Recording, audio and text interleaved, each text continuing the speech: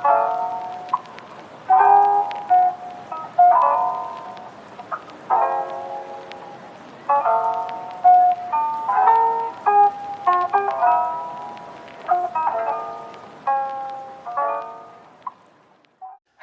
everybody. So today we're going to be reading The Consequences of Imagination Fear. We are currently in chapter 9, but we're going to go back a chapter for the purpose of thy recap. So I'm going to go ahead and try my utter best because I'm not really good at recapping this chapter in part. Well, this fanfic in particular, because it's a little hard, because it's very long. But the short of it is that I'm pretty sure you're on a bench outside sitting down, but in your vision, what's clouding it or more taking it over is the swirl thing that we've been seeing on our computers that is slowly taking not only our vision, but a little bit of our mind as well, I believe. And it just keeps going and going. And what distracts us or gets us out of it was a dog. Dog went up to us. We pet it, talk to the owner. And that's kind of how we kind of let the swirl fade, right?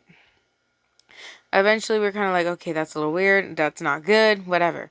So eventually, after that little interaction, getting us out of that swirl, thing, we went back home. Wally obviously isn't happy, making all sorts of really loud, obnoxious sounds to the point where our ears are probably bleeding. And eventually she pulled out the phone. They argued a little bit. And next thing we know is his hand is coming out of the phone like a plushie, like Kermit type of texture, right? And we threw the phone to the wall. Long story short, the hand went back into the phone, and we were just freaking out.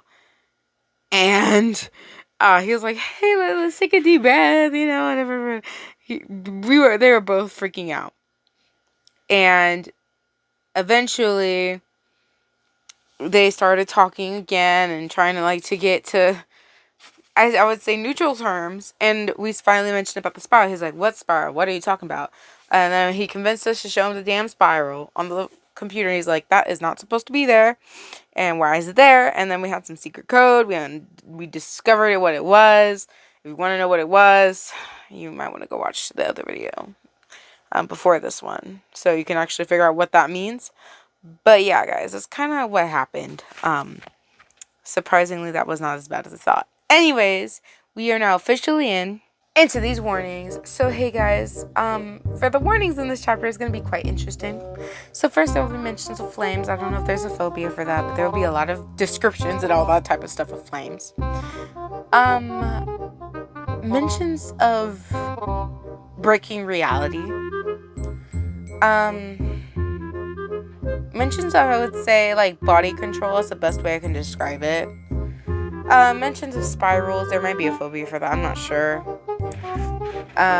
Mentions of like darkness. Like think of it as if you're being in the Jason Voorhees, camp, and it was dark, and then the controlling and all that stuff happened in the flames. Yeah, that's kind of how it is. And just a lot of questions that are going to be starting poking around in here. Secret codes, that's like kind of warning, so you guys can prepare you guys as like little ciphering tools if you like to decipher stuff. But I will be deciphering them too. Well, not me, but some comments that are in the chapters that decipher for you will be. Hashtag shout out to those people. That will be on the screen later on in this video. But I'm pretty sure that's it. If there's any other warnings that I forgot to warn you guys about, they will be on the screen right now.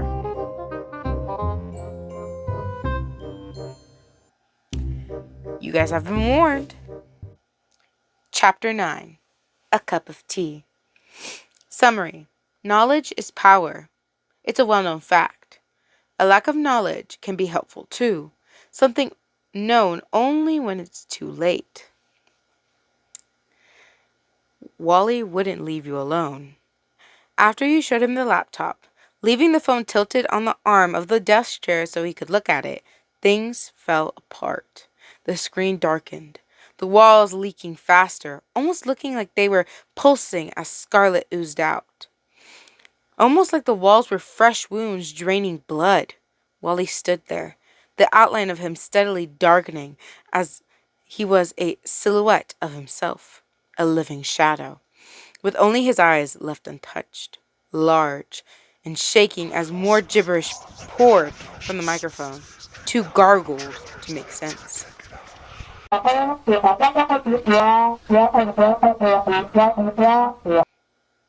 That might be some secret code actually. Holds up. Secret code, guys. This might be secret code. I'm going to save that and keep it in mind because we'll figure out the secret codes when we end this chapter. You were concerned. Even more so when the spiral appeared to respond to him. It shifted to more warm hues, scarlet and orange with streaks of dull gold, all twisting into a steady rhythm. Like a warped heart, deformed and beating still, exposed and quivering.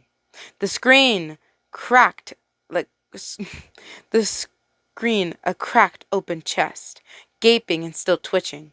It was a morbid curiosity, a black hole devouring minds. The inspiration for the saying, l'appel du vide, the call of the void. It was the void that called, a never-stopping, kaleidoscopic void, screaming out to anyone who'd listen, and Wally had been there, speaking into it right until the static overtook his voice completely, and you had left and stayed away from the laptop. Then he's silent with only a soft cracking ambiance, giving away his presence. You hesitated leaving, but even grabbing the phone didn't help. The fizzing static turned to a roar, the phone vibrating, the closest thing to a no that he could give. You tried a few times, each time your worry growing. You'd grown accustomed to him and his confidence, the constant weird power dynamic. Seeing him like this, terrified and screeching like a wounded animal, it was scary. It was horrible. You did the best you could to distract yourself. At the very least, it gave you time to do what you wanted to do originally, set up your new laptop, largely ignoring the whole ordeal in your living room. You retreated back into your room to unpack and start the process. It was sleek, still carrying the heavy scent of new plastic. It was fast, the loading screen merely taking seconds, and the setup process feeling just as quick. You had time to sort through your emails, though you rarely got any of true importance, and started getting all your editing software downloaded. The silence from outside was strained. He didn't start calling you until the sun had set, diving past the horizon in a brilliant flash of colors, until the moon, a sliver in the darkness expanse, was glowing silver in the sky. Twinkling stars scattered glitter, until you were tucked under your blankets, yawning as you slipped into the land of the unconscious, until your heart began whispering nonsense into your dreams, a new world shaping around you. That was when he began calling. The first time you shot up with a gasp, wondering what was wrong. You rushed out, because Wally didn't call at night. He never did. He prided himself on it even, giving you a sense of privacy, despite how he'd taken over your life. You ignored the laptop, focusing on the phone as it rang, flickering to life when you picked it up. Wally was still writing messages, still garbled. Another secret code, I see. Wally, can you hear me? Secret code. You sighed, moving the phone over to the table where you leaned against a book, eyes blurry from the lack of sleep. The phone stopped ringing, the messages turning to complete illegible scribbling with a vague arrow pointed at the general office area. You yawned, and soon your attention drifts back to your bed, eyes closing as you meander back to your bed. It happened again and again and again, and again, and again. It was 2 a.m. and the phone was ringing. You wouldn't answer it. Not like the several past times he called, but the ringing was more of a courtesy at this point. A small heads up that he'd be contacting you, which you would have appreciated more if it hadn't been the fifth time he's awoken you that night. At least Wally was understandable. Again, each call less distorted than the last. However, you were dead tired and not in the mood to entertain him.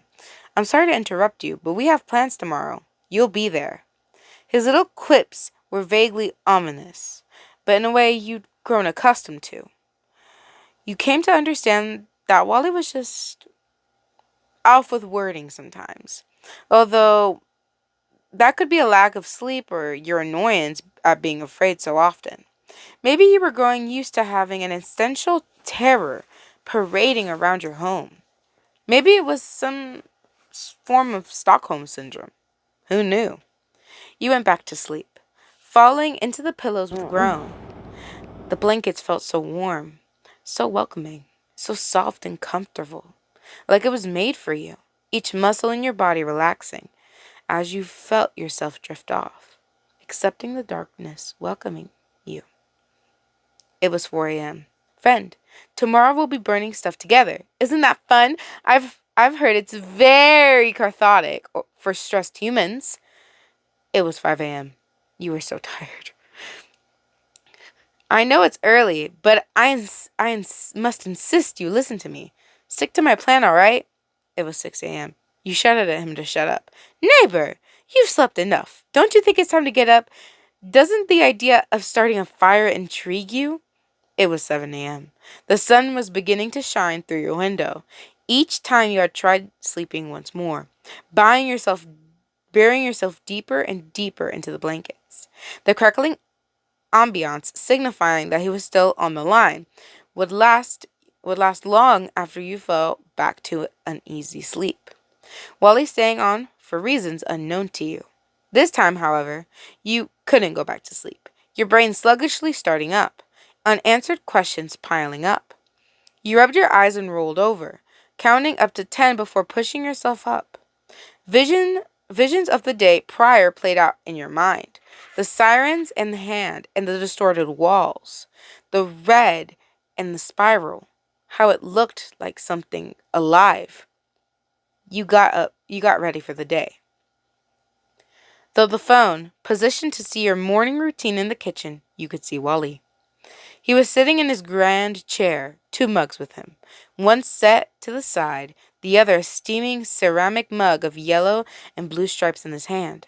No longer did he need his shiny red cell phone to communicate with you. Instead, it had slowly been moving further and further off the frame, until today you could no longer see it. You couldn't help but wonder, had he put it away, or was it tucked away close to the glass, just out of sight? The logistics of his world there was too confusing for this early in the morning. Gratefully, you poured yourself some coffee. Rise and shine, neighbor. So glad to see you up. I'd offer a cup of tea, but I'm afraid I can't make you one. He was already dressed, the stripes of his multicolored pants, royal blue sweater, and ruby ascot greeting you, sitting back with his leg bent over his knee. He was leaning on the side of the chair with his chin in his hand. Pupils tracking your movement. You walked past, ignoring his all too cheery voice as he watched you go by. Just give me a minute, you pyromatic. He merely watched you go by, lips quirking at the nickname. For someone that had been bugging you to get up practically all night, it was weird how calm he was. You weren't complaining, though. Right now you were running off of pure willpower alone, your entire body craving more sleep. After the events that happened yesterday, you found it quite difficult to have a good sleep, which was made far worse but Wally's insistent calling. Seriously, how many times did he have to call you to tell you a variation of the same message? It was like a vinyl record stuck skipping lines, playing the same snippet over and over with the slightest changes. You almost wanted to leave to spite him, but you didn't. because you really didn't want to give him another opportunity to climb out of the phone like the demon from a movie franchise you watched when you were far too young. Absolutely terrifying. Absolutely terrifying. Seeing something that should never physically be possible happen right before your eyes. Even worse, that he touched you. And you felt bad, especially after knowing that there was something else going on. Plus, you had so many questions. You made a quick breakfast. Raw slices of fruit mixed with a bowl of cereal. Nothing fancy. Probably the most luxurious meal you've had in ages. You've made in ages. As the fruit was left over from a different day and the cereal was already out on the counter. Even the bowl was probably clean enough. It looked clean enough after you rinsed it. You ate quick, devouring the food while the coffee kicked in. Caffeine giving you the boost you needed to not faint from exhaustion. When you looked over, Wally appeared to be lost in thought, gazing into his mug, pensive. After you finished up, he called out to you. "Hey neighbor, could you come here? There's something I want to try with you." Wally was standing by the glass, idly swirling the mug. He caught your eye and looked down into his drink, brow furrowed. He waited for you to put your stuff away and came over, chugging the last bit of your coffee before you did so. He leaned forward, shooting you a confident grin, beckoning you closer, gesturing to the cup that was now pressing into the screen, handle facing you. You heard a quick clink, pottery against the glass. Familiar. You weren't too sure what he was doing, pulling it away and shoving it against the screen again. He did it a few times, muttering words you didn't quite catch under his breath. Then it happened. Instead of a clink, the screen warped, turning a rainbow of pastel hues ache into a film of soap ready for blowing bubbles. It began bulging outward, the glass swelling like a swelling water balloon. The colors glistening within glowing clearer and clearer as a handle steadily making its way through. Mouth agape, you stepped back, faltering as the screen seemed to burst. The soft film covering it popping. The mug lurched forwards, handle hovering in front of you, ready for the taking. The area of the protrusion was still milky, details blurry and colors muddy. You could still make out his face, painted proud and delighted as he itched the cup towards you. You swallowed the lump in your throat. The mug, from what you could see, looked just like a regular one. The light gently reflected off the surface, smooth with some imperfections handcrafted pottery was known to have. The paint was a shiny glaze, and now that you saw it closer, you could see the stripes were more than just yellow and blue. There were thinner purple stripes and some orange ones too. It was reminiscent of his iconic pants, with the handle a solid dark indigo. Up close, you could see the faintest swirl of sparkles in the glaze, trapped for eternity like the stars in the sky. The entire handle was poking out now, calling out to you. Tantalizing. Nearly half the mug was sticking out, colors even brighter now that the sunlight could illuminate it. You could even peer inside the cup itself. The inside a pepper-speckled cream color, filled with an opaque brown liquid, bordering on the hue of caramel. It sloshed as Wally shoved more of the mug through, the tips of his fingers starting to poke through. He was gripping with both hands, one wrapped around each side. In offering motion, his pinky rested under the mug, helping hold it up. It struck you as unusual, but fitting, oddly enough. It was an extra layer of carefulness, a delicate touch buried under his constant smile. It was still unnerving. Once the mug was full, though he spoke, loud voice startling you. "I guess I was wrong before. Silly me. Here, neighbor, I made this just for you." He was boastful, voice smug with pride. He waggled the mug, inviting you to take it. It was disconnecting, the playful gesture comparing to a sheer illogical nature of the situation. The glass screen rippled around his wrist, mug fully out in the air, rings of distorted rainbows. You could smell the liquid now, a light herbal scent with a hint of something floral. As it settled, you could make out a slight purple tinge to it. The drink still hot as a faint steam danced above. This is when you're supposed to take it. Hesitant, as it was a flame, you poked it. Your brain didn't expect it to be real. Your fingers flexing in surprise when he wiggled it again, bumping the handle into your fingertips. Automatically grabbed it, realization lagging as Wally gave it a gentle pat once letting go. It was bizarre how your brain struggled to keep up with everything happening. It wasn't the same raw, uncontrollable fear like yesterday.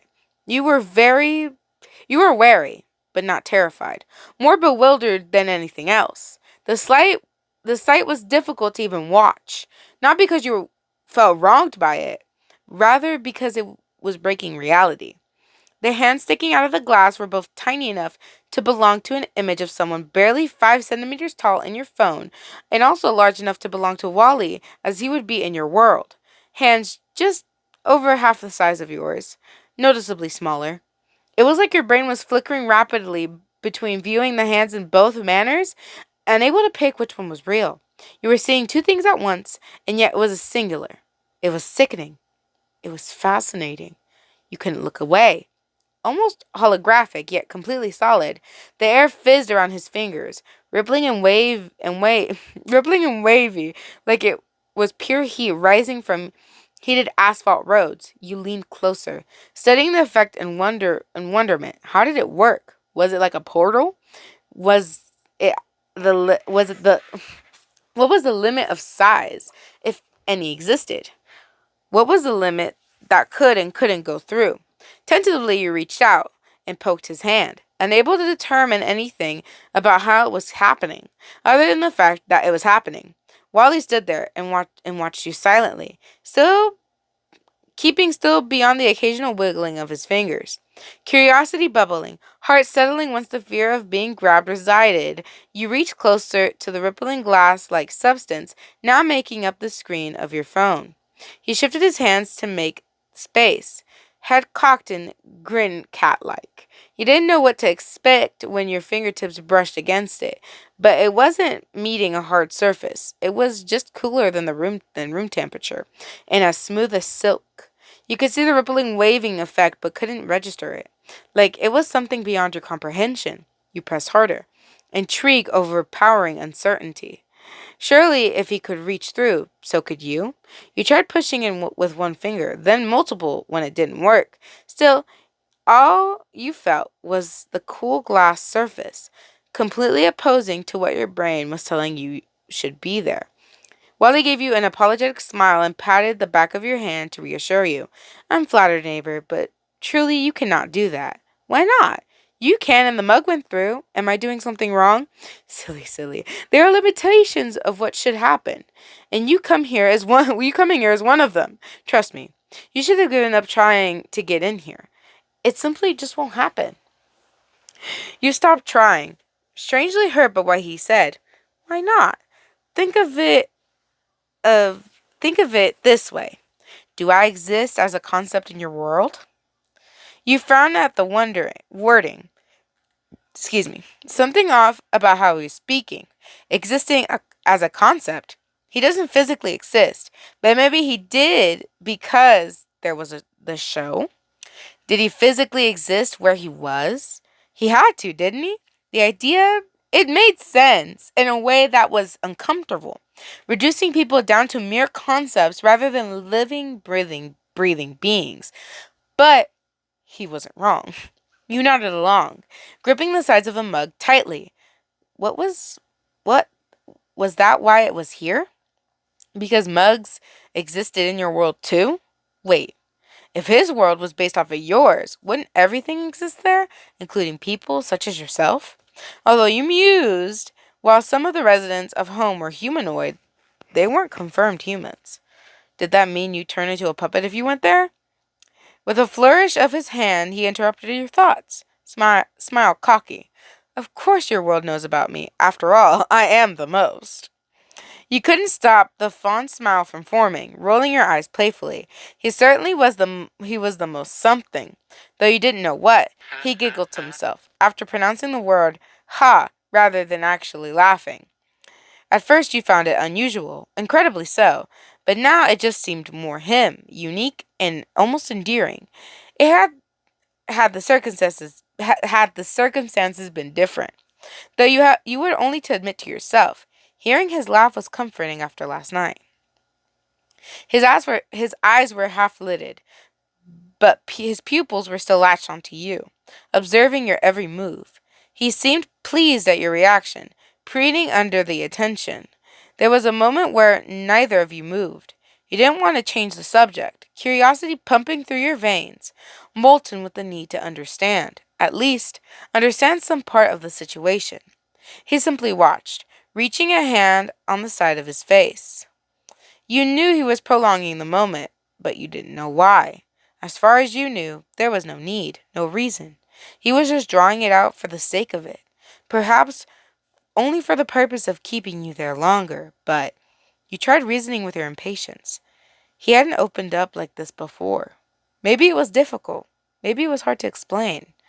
Maybe he didn't have anything else to say and was waiting to see how long you would wait to find the answer. With a sigh, he dropped his eyes, hand dropping. See, friend, you don't exist here. My world doesn't understand the concept of you. There's no you that can exist here. He got thoughtful, musing to himself. Although now that I know you, hmm. He trailed off, humming a small tune to fill the silence. It was one that tickled the back of your mind, but you couldn't remember from where you heard it. It was haunting. It was halting. Some notes you didn't remember, thrown in, and some notes removed. But it was something you had heard before, and you distinctly remember it being a duet, despite only one person singing it. Hey, Wally, what do you mean by that? You weren't sure what to say, but you understood what he was trying to say, the first part anyways. If there wasn't a you there, or something that was supposed to be you, you couldn't exist there. So the portal didn't work. However, Wally did exist as a concept, as he said, but there is no such thing as living pets, or even living dolls. No creatures like Wally existed in your world. So what exactly was he? His tone was quiet.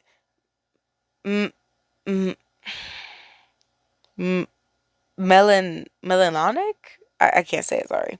Almost regretful. Though the words spoke had no ill will. He also didn't respond to you. Not directly, as if he didn't hear what you had asked. It's more complicated than that, though. Your world isn't connected to mine in the same way mine is. So basically, I can't exist there, but you can exist here. Roughly speaking, yes. Whatever exists here can exist there because it originated from your world. There's more to it than that, of course, but it's much more complicated.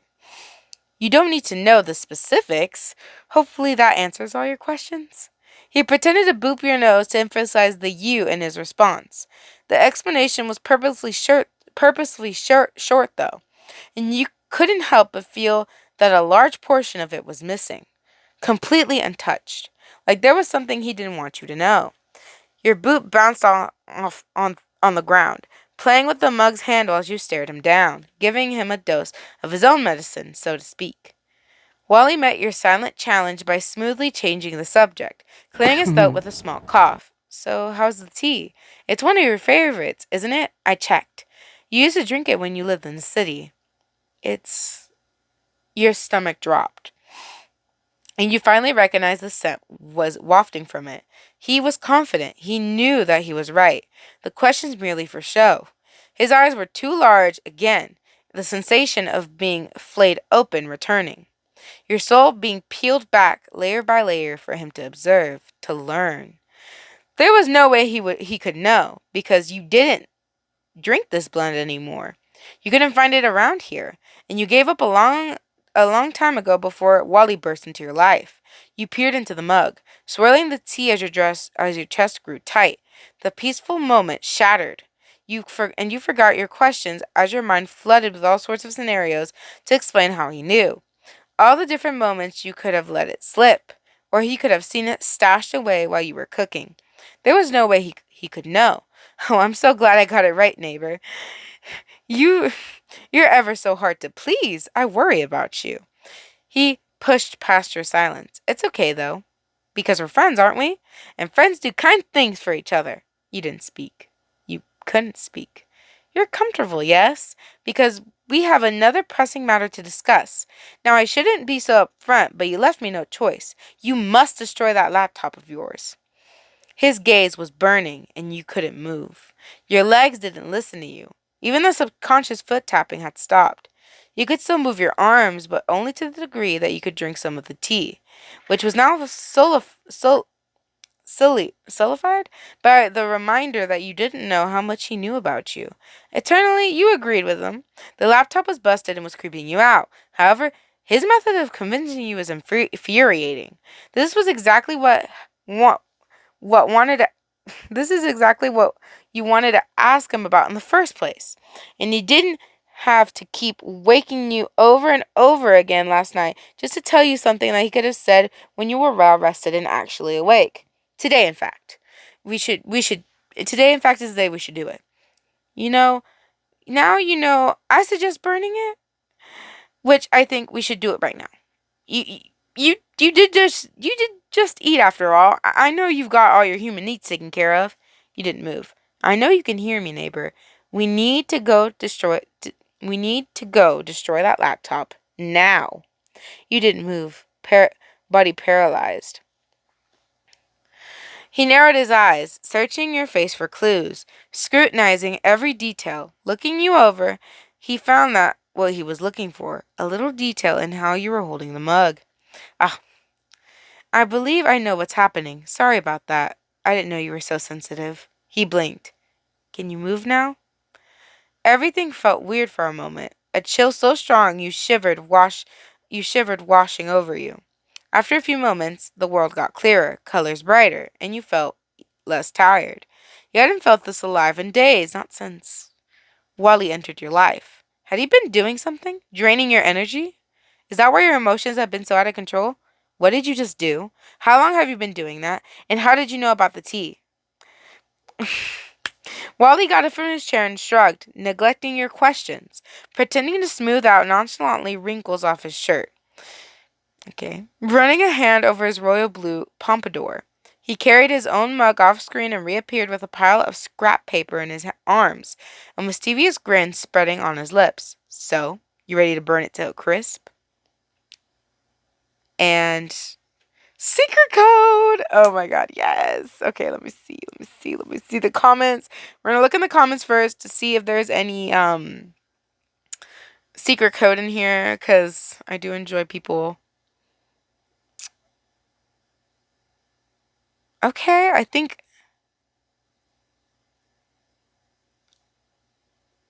Hold up. Hold up. I think okay. So I believe this person uncovered some of the secret code. They're Luna the commenter is Luna Moon, or yeah, Luna and Moon. Yeah. And they say, "You know it won't work. It will. I will make it work. It cannot be stopped. I will not stop. Listen to me. It wants you." See, this conversation furthers my belief that there's not just Wally and whatever the spiral is talking to you in the subscript. There's a third being, and listen to me, it wants you is targeted at Wally. Otherwise, a person would have said them. Now the veneer cipher, from ashes fly flames, from rubble comes homes. In the eyes of a phoenix, death is no more than an invitation to live, the key to solving the cycle of comforting to the one that survives. What more is a cycle if not another spiral? That's definitely the spiral talking. This brings me to my working theory to what's happening. There are three voices that spoke to us far in the story. I stand by it. At first, when I was typing out the message, I thought that the person talking to me was a spiral. You know it won't work. The second person was Wally, but by the time I got to the end, there was the less convinced of that I felt. Because it seems to be less, you can't find the spiral's weakling. You should give up and submit. And more, listen, it's after you. You can't fight. You need to run. The first person who talked about being trapped forever, and the person saying, I'm going to get rid of it if it's the last thing I do. The second person and the person who's giving a lot of the, it's coming for you, you need to run, messages was home. The third person was a spiral. What I think is that something happened and the neighborhood is currently spiraling. The source of the spiral isn't home, but something under home. Home, for their credit, has tried to keep Wally safe for as long as possible. But he's still lonely, stuck isolated, unable to leave. The conversation is a subscript between Wally and Home, with Wally saying, being the one who wants to fight back, and Home saying, you have no choice, it already wants to get you, you should keep a low profile. Is that it? Am I closer? I am so normal about your pick, I promise. This is like some deep diving into it. I love it, Luna Moon. I like this. Thank you so much, Luna Moon, for some of the uncovering of it. So, children, we might have a third person going on here. Um, this is the Office Synchrovoids, and they can't confirm nor deny. That's awesome. Okay, I like it. And then this is let's see, the ciphers what this person got. This commenter is Firebane. Thank you so much, Firebane. We're just gonna go ahead and read your comment if you don't mind. Yay, ring reference. This was just a great chapter. I really just love MK interactions with Wally.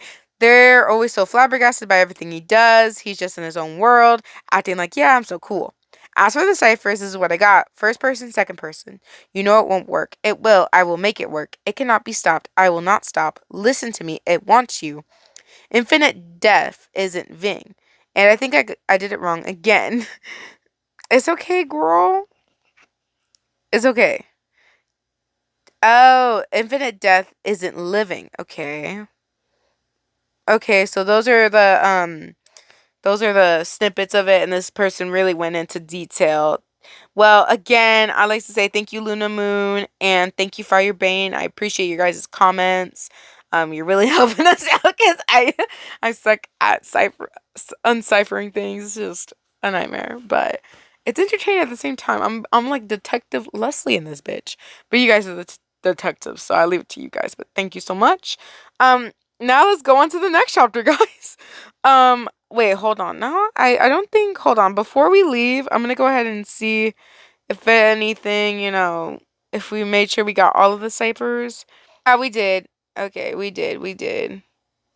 I'm just making sure because I'm pretty sure Luna Moon already said it, but I kind of reread it, and I'm pretty sure it is this one. This, right, is this down here. So that's what I think it is. But if I'm wrong, let me know in the comments down below, guys. Let me know. Anyways, going along, we're going to finally be reading chapter 10. Welcome to the party. Summary. Curiosity was a dangerous force. It could lead to foolish mistakes. But it's far worse to become the curiosity of something you couldn't understand than simply not understand. It was difficult trying to explain capitalism to Wally. To your surprise, he didn't understand that you meant that when you told him that it would be better to break the laptop down and sell the parts because how expensive things are. To him, that was absolutely gibberish at best. And at worst, a foolish mistake that you'd very much regret, apparently. Whatever that meant. He didn't clarify past further, stressing the importance of destroying the laptop. You asked him what he knew about money and jobs, and what he thought he let you live, and what he thought let you live here. He was absolutely clueless, especially when you mentioned you needed to work to keep a home and get food. To him, it was as simple as finding a place to live and going where the food was. To him, it was as simple as showing up. You wouldn't lie. The idea of living in a place where such stressors never existed was like a fantasy. All you do is just show up. No more would you feel you were falling behind. All you had to do was do what you liked and help out others. Ideal, but impossible. An interesting insight to Wally's approach to life, though, and it particularly explained why he never clued into you not needing to go out semi-regularly. Since his world, his life was maintained by something else, not himself. He never really specified about where their food and houses came from. He seemed confused at the idea that it wouldn't be there if people needed it, just like it appeared when needed. He also spoke about it using past tense. Was that because he couldn't go back? Or was there nothing to go back to? It was fruitless explaining burn laws to him. He scoffed at the idea and said that if they should care, they would completely understand why you were doing it. That if they bothered you, you would just need to talk to them, and that will solve everything. Because no one would ever cause a fire with the goal to hurt people. Because why would anyone do that? You didn't bother telling him what a jail was. Not that you'd go there for breaking the law, but still, the idea of such a place would probably be too upsetting to him. Too similar to what he described his current situation. Why did he stay if it was so bad to him? Where was he before this? It was wrong knowing that you could get away with breaking a law. Who would notice? You were living in a fairly isolated place, an old apartment on top of a garage turned storage place for Rosie and maybe one of her friends, though you never saw proof of it being shared despite her claims. Part of why you were given the key to this place was to make sure no one poked around where they shouldn't. But to this day, you never run into anyone, so the odds of being caught were slim to none. At the very least, you suggested taking the laptop apart first so that the plastic casting wouldn't burn to avoid pollution, because it was late enough to go start a fire. That was okay. You didn't want to do it right away, since the day would only get hotter and you didn't want to roast, making sure it burned properly. Wally grew quiet at that plan, despite the endless fountain of curiosity he had been just minutes ago.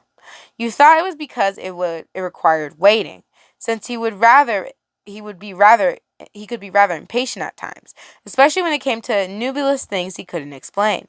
It caught you off guard when Wally, in a small voice, asked if it would hurt to open it up, as if it could feel as there would be living parts within. A heart you could mash, lungs could crush. He asked if it was alive. It could see, it could hear, it could speak. It reacted to your presence. How different was it than a living thing, if not just wired differently, fueled by electricity rather than blood? It could get too hot or too cold. It could grow tired and need to sleep. It could communicate to others just like it. So then why then was it not alive? Did you think he wasn't alive because he wasn't built the same as you? There was so much to unpack there. What did it imply that he wanted to destroy it so badly if he thought it was alive? Did he think burning was painless? What was worse about taking it apart than charring it to nothing? Did he want to hurt it? Did Wally think everything was alive? Was that supposed to be a comforting thought? Because you found it anything but. The idea that you were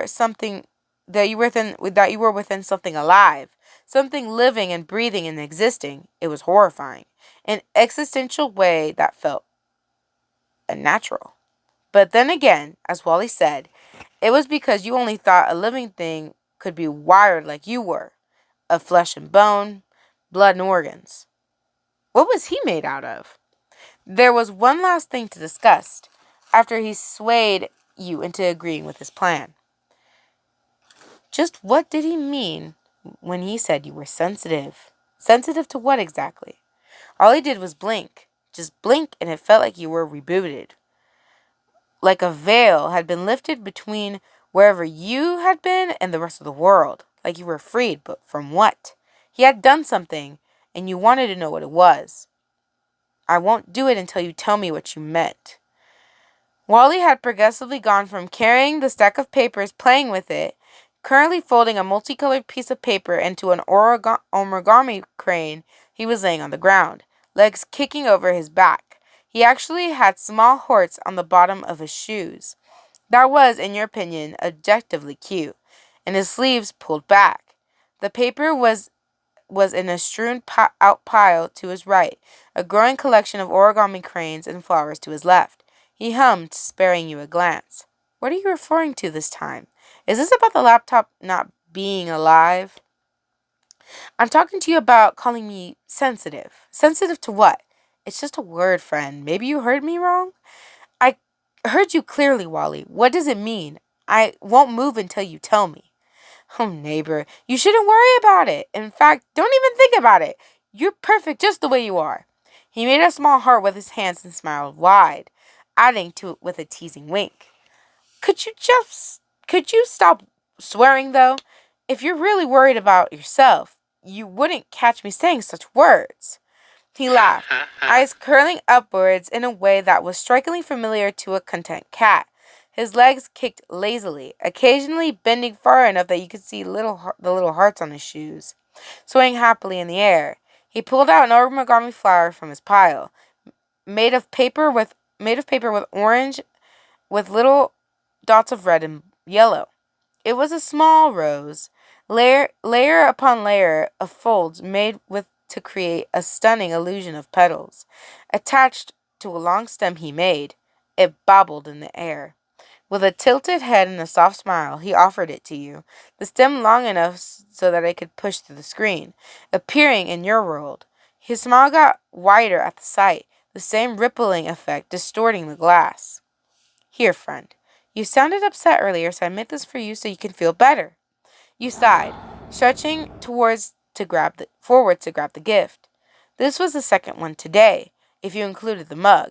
He was getting all too quickly comfortable with using the mysterious portal ability. You didn't know how to feel about it. It didn't stir the same level of fear that it would have before, but it just felt wrong.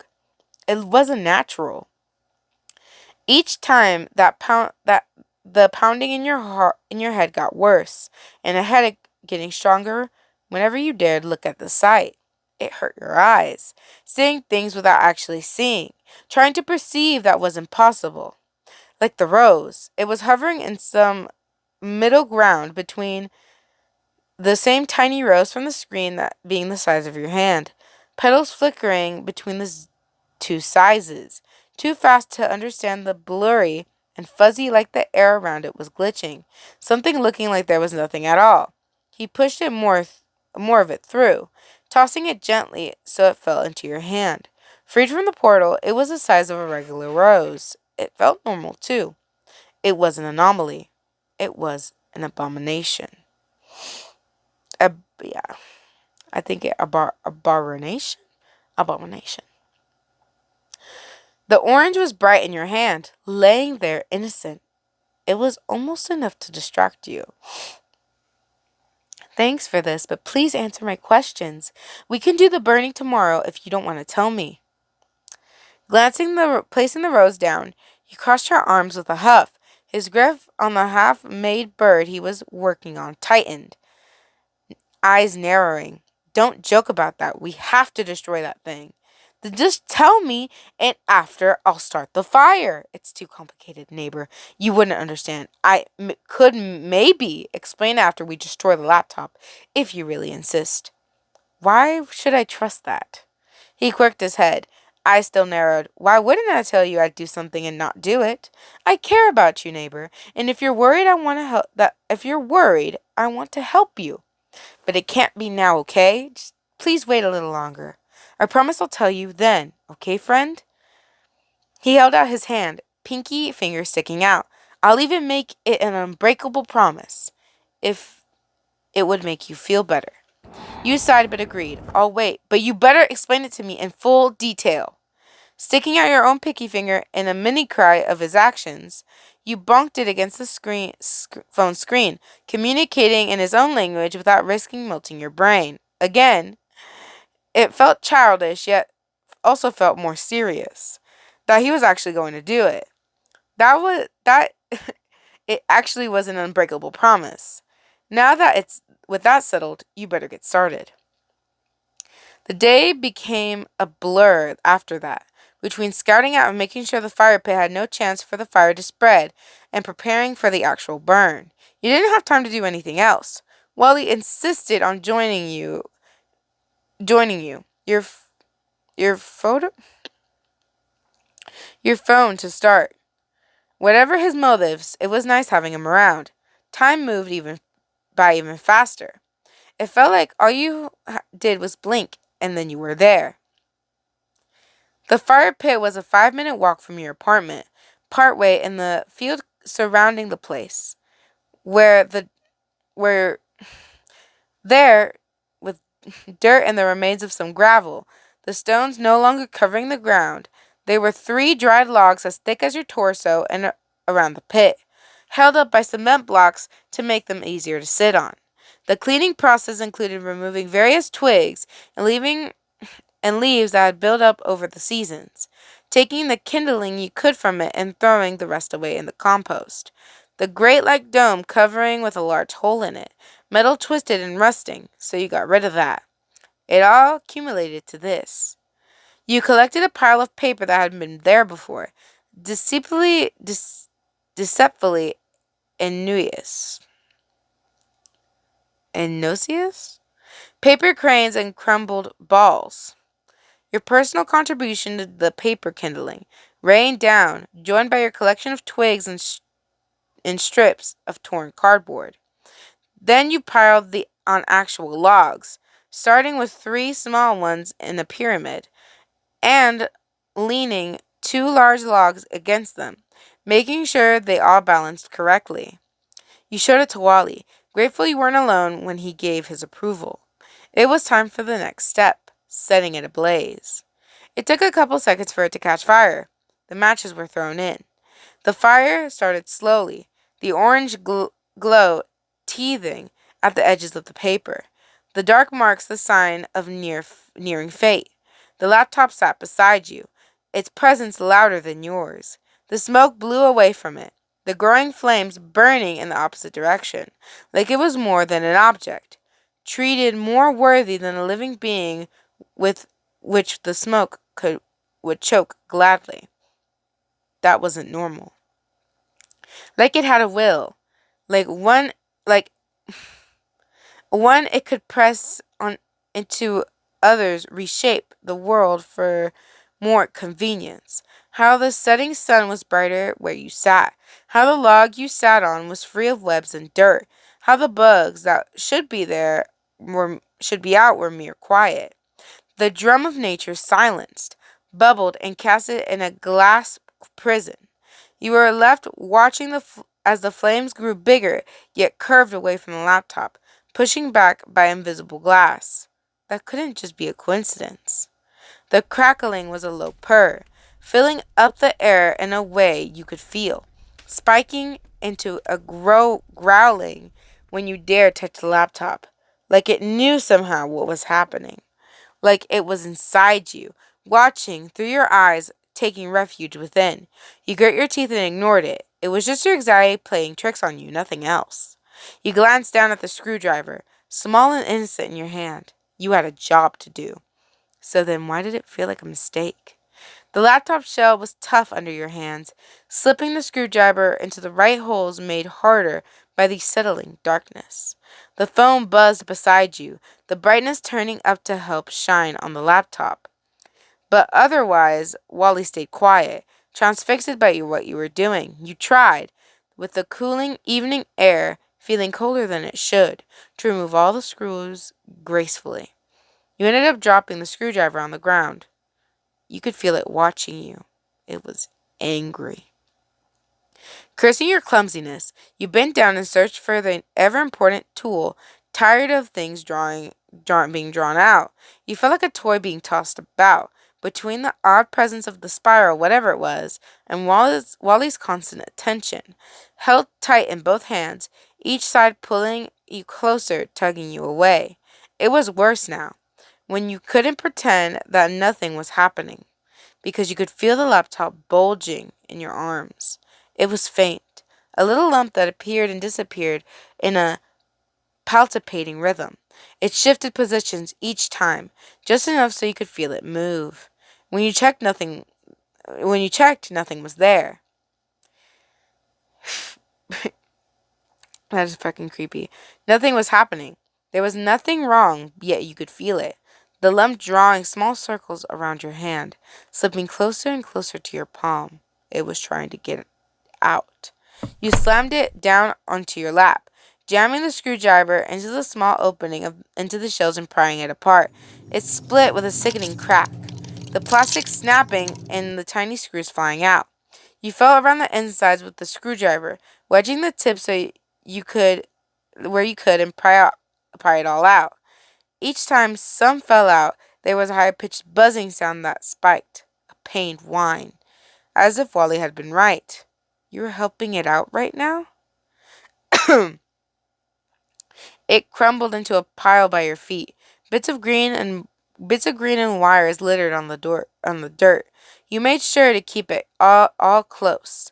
Wally silent throughout. Your hands were shaking once you were done. Fingertips aching and tendons running up and down your wrists stinging. Your stomach felt ill, rolling in knots. You wanted to stop. You wanted to leave. You still had the screen left to pull it out. It was furious. It was facing downwards, the dirt under it illuminated by the bright, multicolored light that couldn't be possible. Yet as you reached down to touch it, you knew it was on, despite being completely disconnected, despite the plastic shell being half being torn off, despite the wires jutted out. It flickered when you touched it, the glowing getting brighter once you finally picked it up. You could feel your heart pounding in your ribs, so loud you could hear the squelch of it thumping into solid bone, and it hurt. It hammered into your ribs, your lungs creaking as you breathed out, growing too large, not shrinking when you exhaled. The insides were too big for your skeleton, swelling and bulging under your skin, joints grinding as they were forced to stretch beyond their limits. You threw it into the fire pit, not daring to even peek at the screen. It had to be destroyed. Something was wrong. The embers grew stronger, eating and growing and eating more. The shadows around you began to melt away as light formed in their place. The dirt was no longer so cold, your hand no longer shaking so. Your blood was still too hot, veins too full, heart too fast, but it wasn't as overwhelming now. Your resolve was solid. You knew what you had to do. Hazy smoke floated up into the darkening sky. Billowing clouds burst of smoke, pollution to the world around, radiating comforting heat. The tips of yellow-tipped flames leapt around the logs, dull red twisting and dancing eagerly. It was finally time. The flames having incapacitated the logs and turned all the paper birds into char, their little heads turning to ash. You took a deep breath, imagining it all being over. It told you it wouldn't be over this easily. You threw in the insides of the laptop, crackling, turned into a roar, fire bursting higher. The fire twisted and turned, spinning together into a growing cloud above.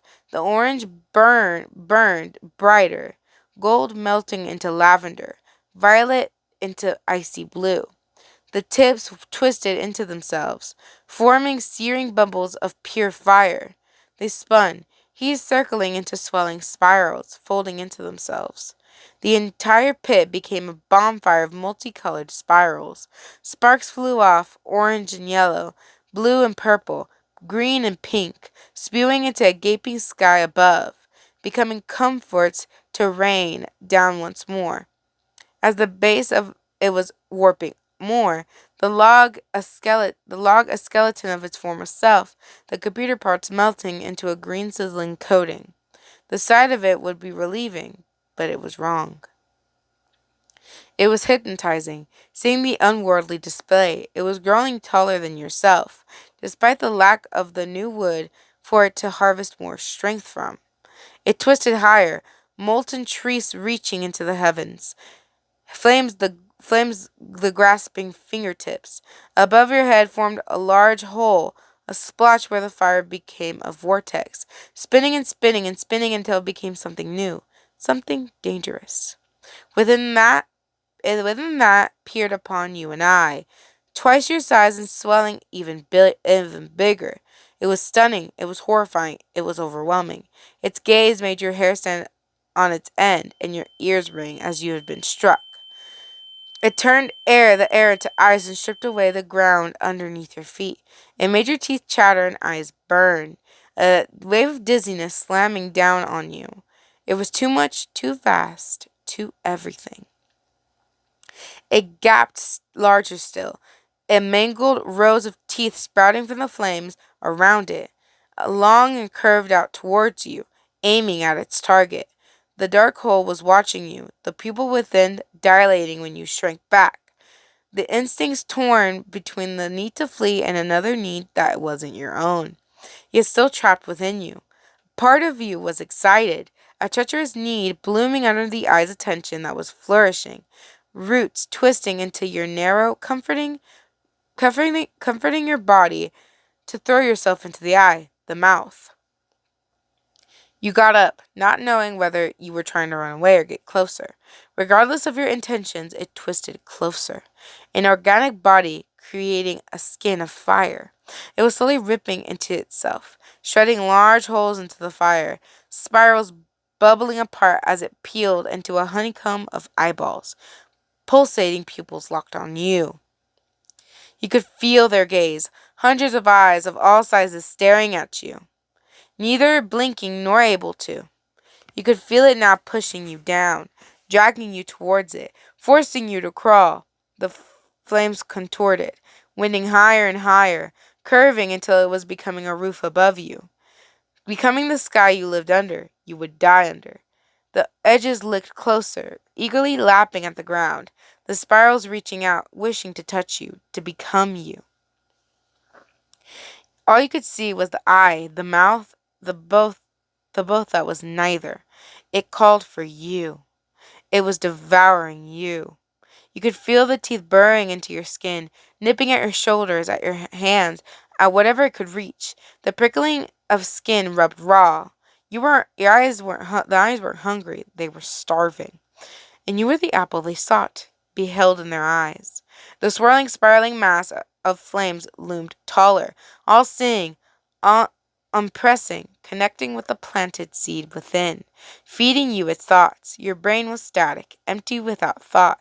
Your brain was stuffed, overflowing with voices and words, images and sounds, everything with nothing in the fire. It hurt. It hurt. It was too much. It was everywhere. It hurt. It was too much. It was within you. It hurt. It was too much. It was within you. It didn't hurt. It was all. It was you. It snapped. The body of fire sparkled brilliant shades of blue and green as it fell back, eyes rolling back blinded, leaving light-consuming voids of darkness within. You didn't know what happened after everything plunged into nothingness, pure darkness consuming the world. Even sound faded, the sound of the outraged yelling merely wisp drifting from your ears. You weren't sure you were where you were. When did you close your eyes? Something was wrong. Something was dreadfully wrong. You couldn't remember what happened that day. You felt a hand hold yours, thumb rubbing into the back of your hand, careful. The dirt was gone. Why did you think there would be dirt there? Here. The grass was wrong. It wasn't grass. Why would you think it was grass? It was carpet. You were inside. You were safe. Wally kept bothering you last night, but the rest of the day had been. What had you actually done that day? You had fallen asleep from exhaustion, and that had been that. You could smell smoke. Did you leave a candle burning too long? You were forgetting something. You could hear someone shift, dropping your hand. That couldn't be right. There couldn't be anyone else. You rolled over and fell back asleep. It was wrong. It was all wrong. Why couldn't you remember? You knew something happened. You could feel it. You could recognize the buzz of loss in your brain, the weariness from your body. Something had happened, but you forgot again. With your eyes closed, you saw visions of fire. You tasted burn and rot. Your eyes burst from your skin. You could feel something inside you. Why couldn't you remember? A lot of secret code on the bottom. Let's go and let's go and find it, my dears. Let's go.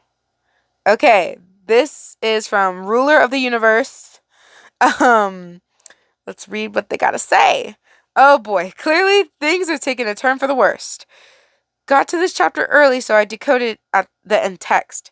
I don't know. Let me know if it's wrong. I'm a bit new to this particular cipher. Translation. Isn't it funny how choices can seem like your own decisions when they aren't?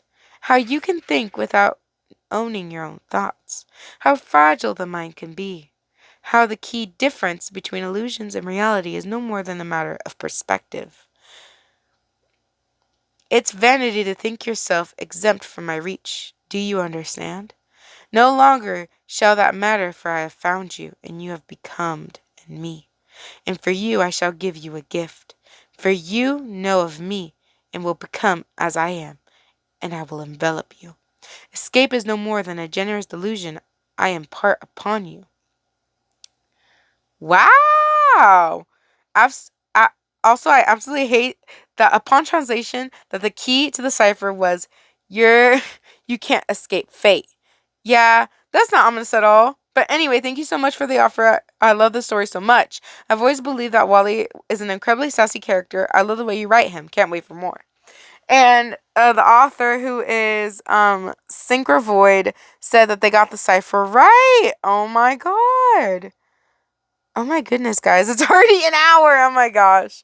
Insane, guys. Anyways. Did you guys expect that? Oh my god. So, before I ask the question to you guys, that was pretty interesting. I have no idea what happened there. I thought I was speaking gibberish to this point. How much Shakespeare-like language I was talking at this point. But, wow. So it appears to me that we are now being controlled by thy spiral. And thy spiral somehow appeared in the fire and started controlling us like Shang Tsung. You know what I'm saying? I don't know. What do you guys think about it? Do you guys think we got controlled by the spiral? Or do you think we were that everything we did was an illusion, or what? Let me know in the comments down below. Because honestly, my opinion, I have no idea. Either one, we obviously got controlled by the spiral. Two, we made that up in our minds that we were falling asleep the whole time or we're just crazy. Or three, I just don't know. Like, I really don't know. Or maybe it was Wally's idea the whole time. I have no idea. It did mention of some yelling, so maybe potentially Wally was yelling at us to, like, kind of snap out of it and, like, hey, get away from it. Run now. Obviously. I don't know. But let me know what you guys think in the comments. Wow, this is very interesting. Again, I like to thank all the commenters or whatever that I got all the suggestions from or whatnot. Well, not the suggestions. All the ciphers from, because I really did not feel like ciphering today. I really do appreciate some people translating it for us. And, you know, obviously, thank you. We appreciate you guys. So, yeah, shout out to them. And also, I'm thankful for the author because, listen, I've never read a Wally Darling story in my life until I came upon the story, and this is probably the best one I'm ever going to read, ever. So I appreciate the author for that, and I appreciate the author for adding little secrets and all sorts of stuff that I thought that wouldn't, I never really thought a story would have it, but I like it. It's very, like, a unique touch and very interesting to the story. I'm trying to get more into Wally Darling to kind of understand it better and the lore better. I'm gonna definitely need to get a friend to help me out with that, though. Definitely. Okay, now for some side notes before we end. So first things first, guys, I'm gonna try as fast as possible to put a vote out there for you guys. A long centuries ago, I actually did plan to do a vote, but that was very, very fallen behind. I'm gonna see if I can pull it back up and see what stories I had for you guys and see if I want to change it or post close or the exact same thing. Because we only have technically, well, we still kind of technically have 3 stories because we're gonna be reading the new a third book of your devotion. So we technically have like 3 stories going, but I usually read like 4, 5, or 6. So I'm trying to like add more stories onto the pile, expand. You know how it is. So hopefully there will be a new vote going around pretty soon. I don't know when exactly. I wish I could give you guys a date, but I really can't. But I'll keep you guys updated in the communities. Just go to my channel, go to my communities, and as soon as you get it, you get it. Okay. Anyways, trying to cut this short now. I hope you guys did enjoy it though. Like, subscribe, and hit that notification bell for more amazing videos, guys. If you have any suggestions for some stories you would like me to read, let me know in the comments down below. And yeah, guys, just keep me updated. Christmas is coming up, so super excited for that. But for the sake of people who like Thanksgiving, I'm probably gonna start Christmas stuff halfway of November. Not exactly on November. It's okay, guys. I'm giving the people that appreciate Thanksgiving America type of thing. Giving them a break, I guess. I don't know. Or should I start early? Let me know, guys. Let me know. But sadly, your girl's got to go. I will try and post as often as I can. Your girl is a senior. So it's been some. I've been doing some stuff around here. It's been getting pretty expensive, guys. Yeah. But I can't wait to show you guys what I'm getting, or I'm gonna be getting. It's gonna be awesome, guys. But thank you guys for listening in, and I shall see you on the next futuristic video. Bye and peace.